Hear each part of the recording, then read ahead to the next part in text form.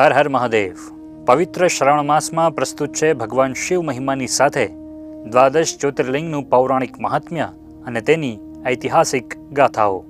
સૌરાષ્ટ્રે સોમનાથમ ચ શ્રીશૈલે મલ્લિકાર્જુનમ ઉજ્જૈન્યામ મહાકાલમોંકારમમલેશ્વરમ પરલ્યામ બૈજનાથમ ચ ડાકિન્યામ ભીમશંકરમ સેતુબંધેતુ રામેશમ નાગેશમ દારુકાવને વારાણસ્યામ તુ વિશ્વેશમ ત્ર્યંબકમ ગૌતમી તટે હિમાલયે તુ કેદારમ ગુષ્મેશમ ચ શિવાલયે એતાની જ્યોતિર્લિંગાની સાયં પ્રાતઃ પઠેન્નરઃ સપ્ત જન્મ કૃતમ પાપમ સ્મરણેન વિનશ્યતિ.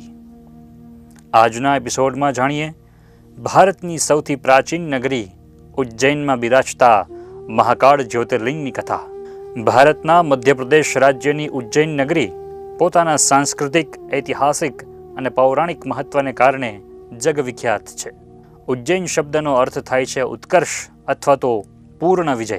ધાર્મિક અને ઐતિહાસિક રહસ્યોને પોતાનામાં સમાવતી ઉજ્જૈન નગરીમાં જ બિરાજે છે કાળના પણ કાળ મહાકાળ. પુરાણો અનુસાર દેવતાઓ આકાશમાં તારકલિંગને, પાતાળ તથા નાગલોકમાં હાટકેશ્વર અને મૃત્યુલોકમાં મનુષ્ય મહાકાળેશ્વરને પૂજે છે. મહાકાળેશ્વરની કથા. મત્સ્ય પુરાણ અનુસાર અંધક નામના દાનવે માતા પાર્વતીનું અપહરણ કરવાનો પ્રયાસ કર્યો, પરંતુ એ સમયે શિવજીએ મા પાર્વતીની રક્ષા કરી. ત્યારબાદ અંધક અને મહાદેવનું મહાકાળ વનમાં ભયંકર યુદ્ધ થયું. અંધકનું રક્તપાન કરવા શિવજીએ અનેક મહાકાળોની સૃષ્ટિ સ્થાપિત કરી. આ સમયથી જ શિવજીને મહાકાળની સંજ્ઞા પ્રાપ્ત થઈ. બીજી એક કથા અનુસાર એક સમયે ઉજ્જૈનમાં રાજા ચંદ્રસેનનું શાસન હતું. રાજા શિવજીના પરમ ભક્ત. એક દિવસ રાજા જ્યારે શિવ સાધનામાં તલ્લીન હતા ત્યારે તે સમયે 5 વર્ષનો શ્રીકર નામનો ગોવાળ બાળક પોતાની માતા સાથે ત્યાંથી પસાર થયો. આ બાળકે રાજા ચંદ્રસેનને શિવજીની આરાધના કરતા જોયા અને એ પણ એક પથ્થર લઈને તેમાં શિવજીનું આહ્વાન કરીને તેની પૂજા કરવા લાગ્યો. આ બાળક શિવ આરાધનામાં એટલો તલ્લીન થયો કે તેની માતાએ જ્યારે તેને ભોજન માટે બોલાવ્યો તેમ છતાં પણ તેણે પોતાની શિવ આરાધના મૂકી નહીં. આ જોઈને માતા ક્રોધિત થયા અને શ્રીકર જે પથ્થરમાં શિવ પૂજન કરી રહ્યો હતો એ પથ્થર ઉપાડીને ફેંકી દીધો. બાળક જ્યારે ધ્યાનમાંથી બહાર આવ્યો ત્યારે તેની આંખો પેલા પથ્થરને જોવા માટે તરસી રહી હતી.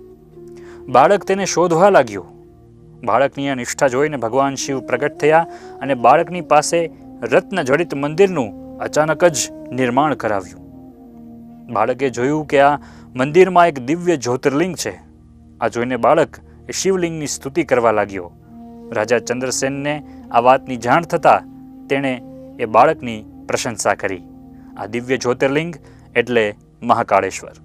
ત્રીજી કથા અનુસાર ઉજ્જૈન નગરીમાં દેવવ્રત બ્રાહ્મણ રહેતો હતો. પોતાના પરિવાર સાથે તે સતત શિવ ઉપાસના કરતો. આ બ્રાહ્મણનો મહિમા સાંભળીને મદાંધ નામનો રાક્ષસ પોતાના સૈનિકો સાથે આક્રમણ કરવા આવ્યો. પોતાના બ્રાહ્મણ ભક્તની રક્ષા કરવા માટે સ્વયં શિવજી ભૂતનાથ હુંકાર સાથે પ્રગટ થયા અને દાનવનો નાશ કર્યો. ત્યારથી જ્યોતિર્લિંગ સ્વરૂપે ભગવાન શિવ અહીં બિરાજે છે. આ સ્થળે શિવજી હુંકાર સ્વરૂપે પ્રગટ થયા હોવાથી આ સ્થળને મહાકાળ નગરી કહેવામાં આવે છે. તો આ હતી કાળના પણ કાળ મહાકાળ જ્યોતિર્લિંગની દિવ્ય કથા. આવતા એપિસોડમાં જાણીએ મહાકાળ જ્યોતિર્લિંગની અન્ય કથાઓ અને ગાથાઓ વિશે. હર હર મહાદેવ.